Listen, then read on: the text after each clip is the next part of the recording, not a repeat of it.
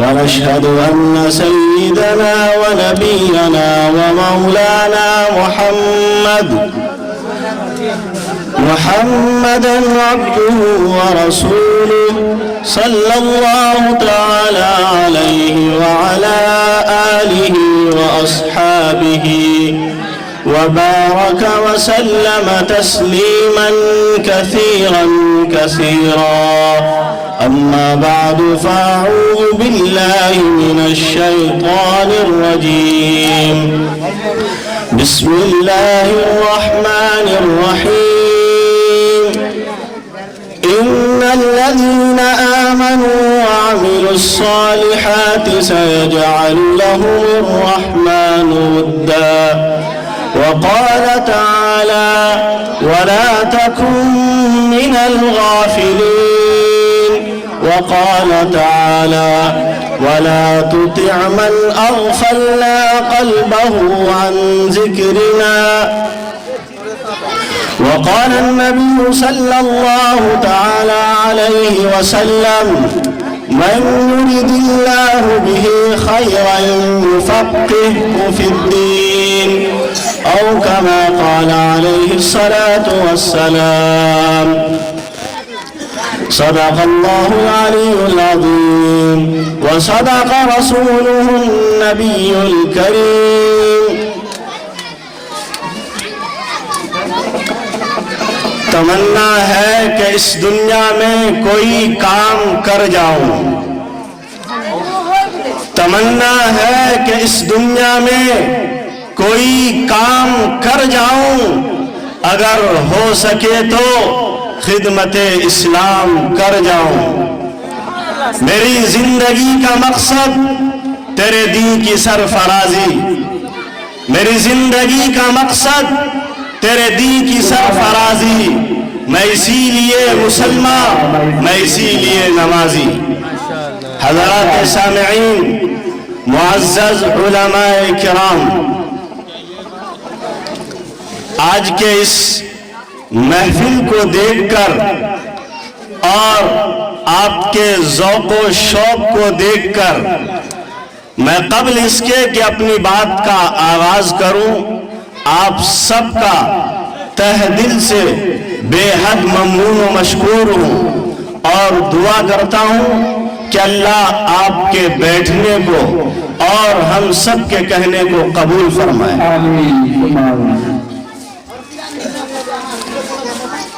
میں اپنی بات آقائے نامدار جناب محمد رسول اللہ صلی اللہ تعالی علیہ وسلم کی اس حدیث کی تشریح اور اس کے ترجمے سے کر رہا ہوں جو میں نے ابھی خطبے میں پڑھا ہے. آقا نے فرمایا: من یرید اللہ بہ خیرا یفقہہ فی الدین. آپ کے جلسے کو دیکھ کر، آپ کے بیٹھنے کو دیکھ کر، آپ کے ذوق و شوق کو دیکھ کر، آپ کا انداز کردار دیکھ کر میں یہ سنانے جا رہا ہوں. میرے نبی نے فرمایا کہ اللہ جس کے ساتھ خیر کا، بھلائی کا ارادہ کرتا ہے اسے دین کی سمجھ عطا فرماتے ہیں، اور جسے دین کی سمجھ ملے گی دین کی محفل میں بھی وہی بیٹھے گا اور دین کی بات سننے کے لیے اپنے آپ کو فارغ کر کے وہی آئے گا.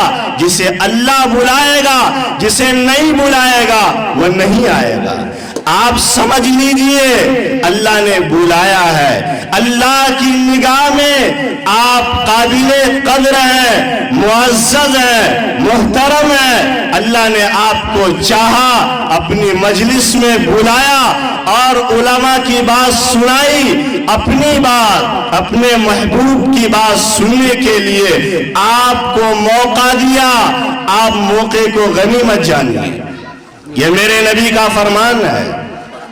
یہ میری بات کسی دنیا کے باکمال انسان کی بات نہیں ہے، بلکہ دنیا سے سب سے باکمال، جہاں کمال کا درجہ ختم ہو جاتا ہے اس سے آگے کوئی صاحب کمال نہ آیا ہے، نہ ہے اور نہ آئے گا۔ کمال ختم ہو چکا ہے جناب محمد مصطفیٰ پر۔ اس صاحب کمال نے کہا کہ جسے میرا رب بلائے گا وہ آئے گا، جسے نہیں بلائے گا وہ چاہ کے بھی نہیں آئے گا۔ میرے سامعین، آپ نے ایمان یقین کے تعلق سے اور زندگی کے ضروریات کے تعلق سے جس سے آپ کی زندگی بن سکتی ہے اور آخرت سنور سکتی ہے، آپ نے ایسی باتیں سنی۔ ضرورت ہے کہ آپ دل میں اتاریے، زندگی میں اسے جگہ دیجئے۔ اگر آپ نے دل میں اتارا اور اپنی زندگی میں اسے جما لیا، آپ کی زندگی بدل جائے گی، آپ کا مزاج بدل جائے گا اور آپ کی کامیابی طے ہو جائے گی۔ مزید اور زیادہ آپ کو پریشان ہونے کی پھر ضرورت نہیں رہے گی۔ میں آپ کے سامنے زیادہ لمبی بات نہ کرتے ہوئے چند وہ باتیں جس سے ہم اور آپ دوچار ہیں۔ دیکھیے، زندگی میں کئی مراحل آتے ہیں، پریشانیاں آتی ہیں، حالات آتے ہیں اور اچھے بھی حالات آتے ہیں۔ کبھی خوشی کا موقع آتا ہے اور کبھی غم کا بھی موقع آتا ہے۔ یہ انسان کی زندگی کی خوبصورتی ہے اور نظام زندگی ہے۔ جس زندگی میں صرف خوشی ہو وہ زندگی نہیں، اور جس زندگی میں غم ہو وہ بھی زندگی نہیں۔ میرے اللہ نے فرمایا انما العسر یسرا، پہلے حالات کا سامنا کرو۔ اگر حالات کا سامنا کرو گے، تنگی دیکھو گے، تو پھر جب آسانیاں آئیں گی، حالات بدلیں گے تو حالات کا مزہ آئے گا۔ جس نے حالات نہیں دیکھے وہ بے حس ہو جاتا ہے، یہ حقیقت ہے۔ اس لیے وہ اولاد جسے باپ کی کمائی ملی ہو، جس کے باپ نے زمین جائیداد دیا ہو، وہ کماتا نہیں ہے، وہ بیکار ہو جاتا ہے اور وہ اپنی باپ کی عزت کا جنازہ نکال دیتا ہے۔ وہ نہ خاندان کا ہوتا ہے، نہ باپ کا ہوتا ہے، نہ سماج کا ہوتا ہے، وہ نہ اپنا ہوتا ہے نہ کسی اور کا ہوتا ہے۔ وہ بیکار ہوتا ہے، وہ اپنے لیے، سماج کے لیے، خاندان کے لیے، رشتہ دار کے لیے، سب کے لیے ایک داغ، ایک دھبا اور ایک نمونہ بن جاتا ہے، اور ایسا بن جاتا ہے کہ لوگ، دنیا والے سب پریشان ہو جاتے ہیں۔ تو میرے بھائیوں، ہماری زندگیوں میں خوشگواری نہیں ہے، زندگیوں میں محبت، پیار، چین، سکون، راحت، اطمینان نہیں ہے۔ کیوں نہیں ہے؟ میں آپ کو وہی بتانے جا رہا ہوں۔ میں آپ کو اس مجلس میں اور کوشش کروں گا کہ مختصر وقت میں بتاؤں کہ آخر ہماری زندگیوں میں وہ کیا چیزیں ہیں جس نے ہماری زندگی کا مزہ خراب کر دیا ہے، ہماری نیندوں کو حرام کر دیا ہے، ہمیں خوشی کا پتہ نہیں چلتا، ہمیں غم کا احساس نہیں ہوتا ہے، بے حسی کی طرف جا رہے ہیں۔ وہ کیا ہے؟ وہ کیا ہے؟ پہلی چیز یاد رکھیے، وہ ہے ہم نے عفو درگزر کا معاملہ کرنا چھوڑ دیا ہے۔ عفو یعنی معاف کرنا۔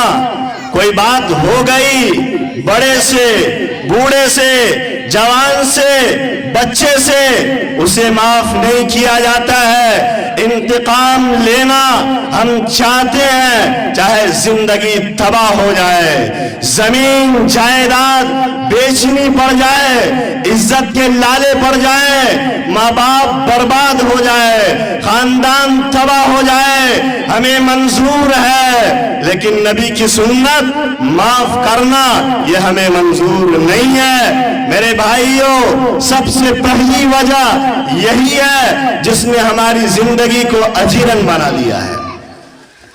کیا ہے کہ اگر کوئی بات ہو گئی، کسی نے گالی دے دیا، کسی نے مار دیا، کسی نے کچھ کہہ دیا، تو کہتے ہیں مجھے تیری یہ بساط، تیری یہ اوقات، تیری یہ حیثیت کہ مجھ جیسے پردھان کو، چودھری کو تم نے گالی دی، ہاتھ لگایا، میں تیری زندگی تباہ کر کے چھوڑوں گا، چاہے 1000 کیس لڑنے پڑ جائے، میں زمانہ چھوڑ دوں گا، زندگی برباد کر دوں گا، لیکن تیری نسلوں کو تباہ کر کے رہوں گا۔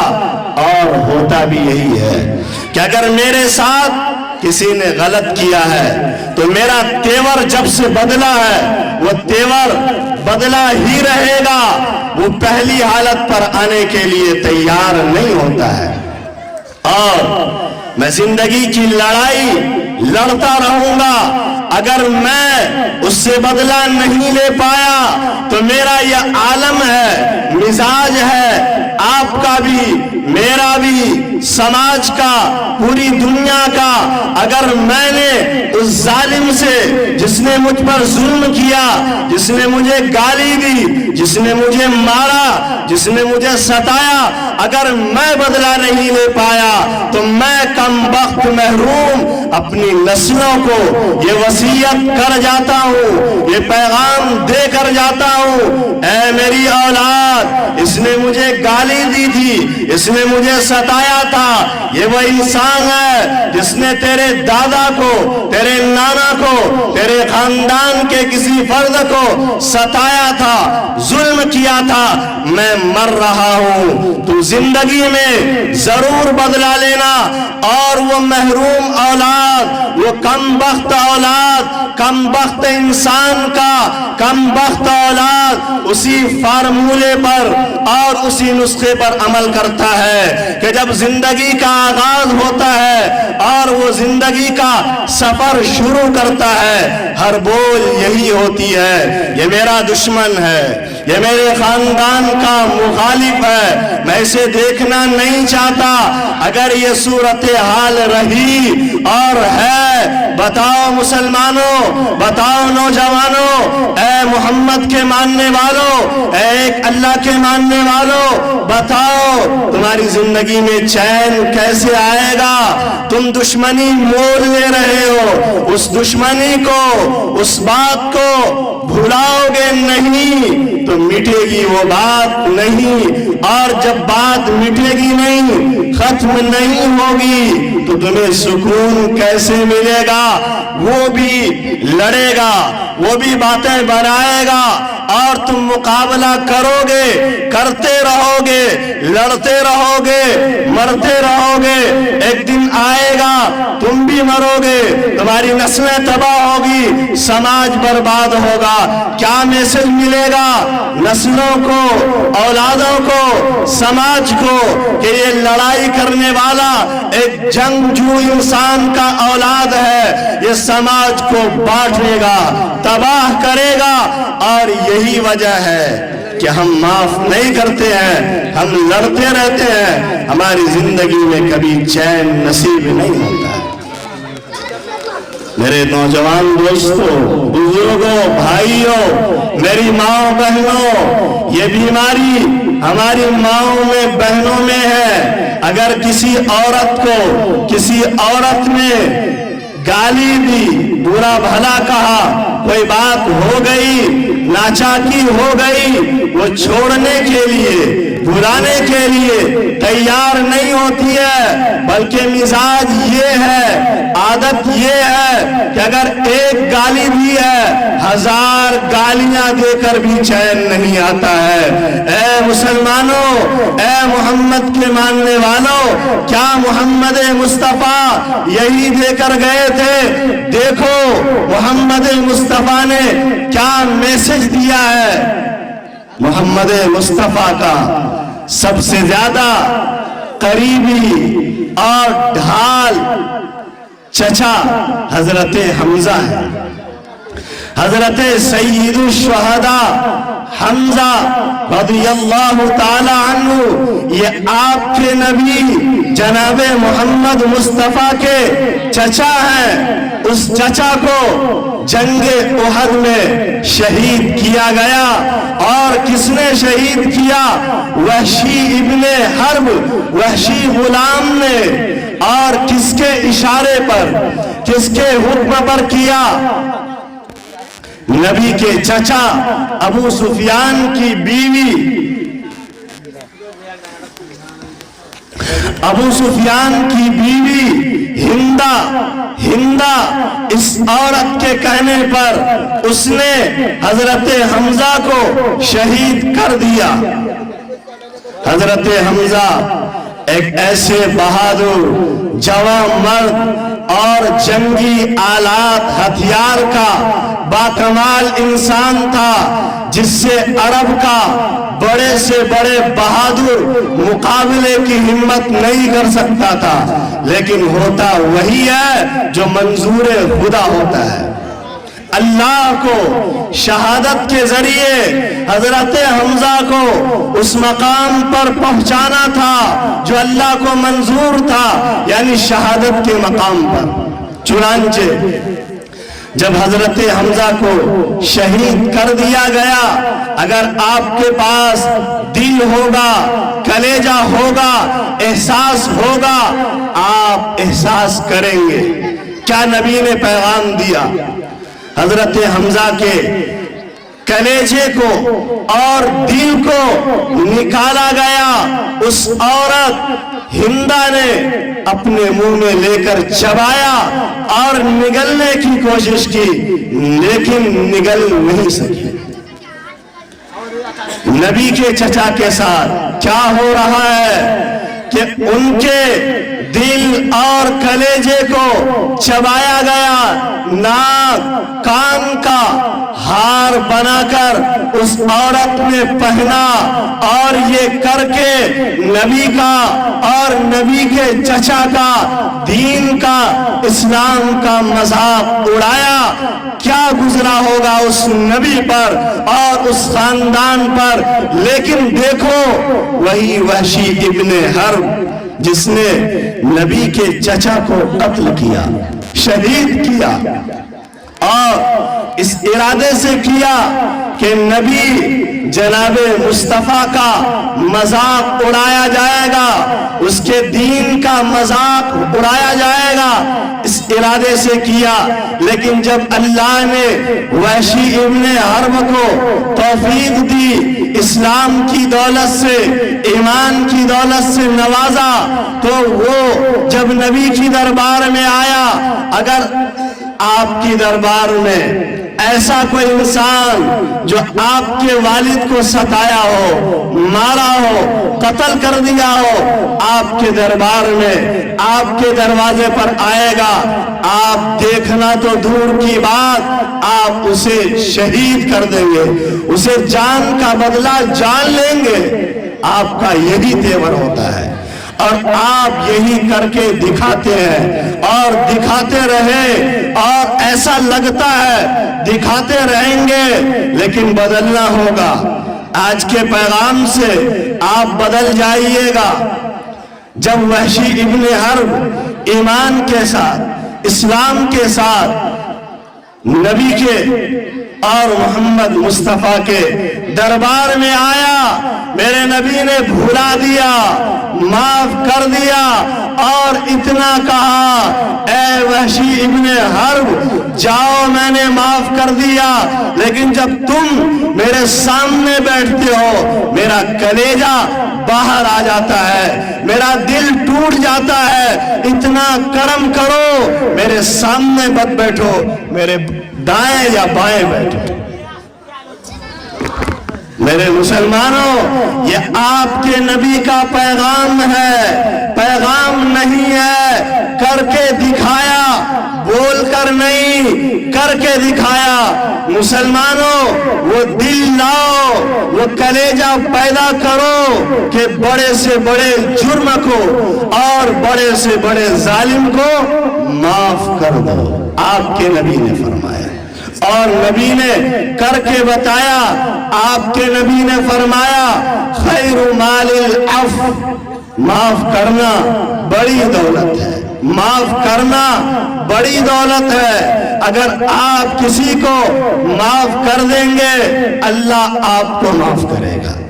بتاؤں میں آپ کو کہ میں ہوں یا آپ ہیں، مرد ہو عورت ہو، اللہ کے سامنے ہاتھ اٹھا کر روتے ہیں، گڑ گڑاتے ہیں، اللہ اے رب العالمین معاف فرما دیجئے۔ اے انسان بتا، تو ایک انسان کو ایک ظلم کی وجہ سے معاف نہیں کر سکتا ہے، تو اس اللہ سے تو کیسے امید کرتا ہے جس کی تو نے زندگی بھر نافرمانی کی وہ معاف کر دے؟ اگر وہ معاف کرے گا تو تمہیں بھی معاف کرنا ہوگا۔ اگر آپ معاف کریں گے، معاف کرنے والے بنیں گے، تو پھر اللہ سے امید کیجئے کہ وہ اللہ معاف کرے گا۔